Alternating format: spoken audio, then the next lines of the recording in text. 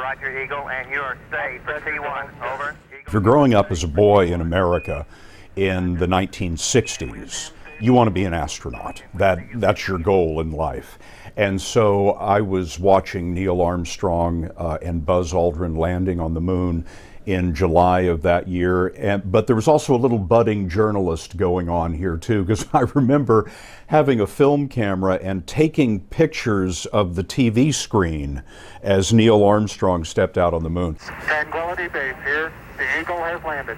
So watching Walter Cronkite and watching his excitement, he and Wally Schirra, the astronaut that was his anchor buddy on the set, watching his excitement for what was happening was just electrifying. And that's my first memory of Walter on television. The historic community of Princess Anne, Maryland. It was simple, it was straightforward, it was economic, if you will, in the use of language. It was fair and it was honest. You always got the sense from watching Walter on the air that everything he was saying was honest. He was reporting it without fear, without favor. He was reporting it flat and straight as best he could.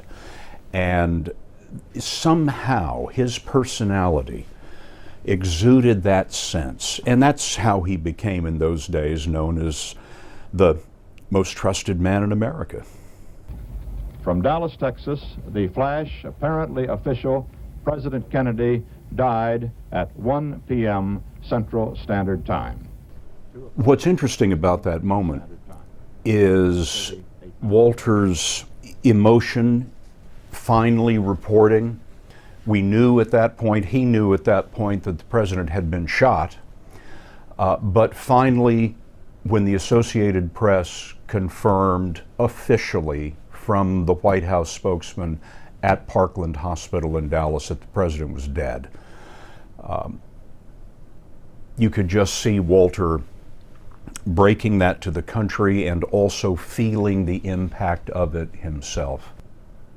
Walter's internal emotion in all of this is that he is announcing the death of a man he just spent a considerable amount of time with. This wasn't just a president to Walter. This just wasn't a man who lived down in Washington, D.C. This was a man that Walter knew very well.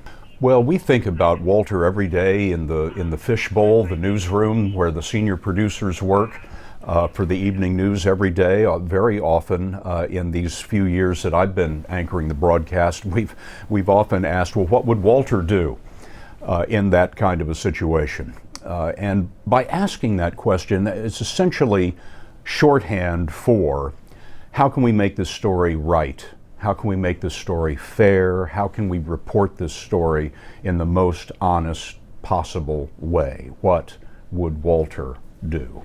This is the CBS Evening News with Walter Cronkite. There is no democracy without journalism, and the quality of our democracy is directly tied to the quality of its journalism. The people at home or wherever they are watching our broadcast, they have to have the best possible information to make decisions about their own lives, to make decisions about their families' lives, to make decisions about whether the country is headed in the right direction. That never changes. And what Walter represented was the highest and best ideals for quality journalism. In 1975, when Saigon was falling, and it was the end of that long and terrible war, Walter had injured his back terribly, and he was flat on his back at home. He was not going to miss anchoring the evening news the day that Vietnam essentially ended. So he had an ambulance come to his home with his doctor. They brought him here to the broadcast center by ambulance, and they literally had to tie him into his chair so that he could remain upright and anchor the evening news in enormous pain, but you would never know it. This is Walter's 1968 documentary from Vietnam, and it was in this documentary, at the end, that Walter did the famous commentary in which he said that the only way to end the war would be through negotiation. Not as victors, but as an honorable people who lived up to their pledge to defend democracy. There had been a lot of debate at CBS about whether to allow a commentary at the end of the documentary.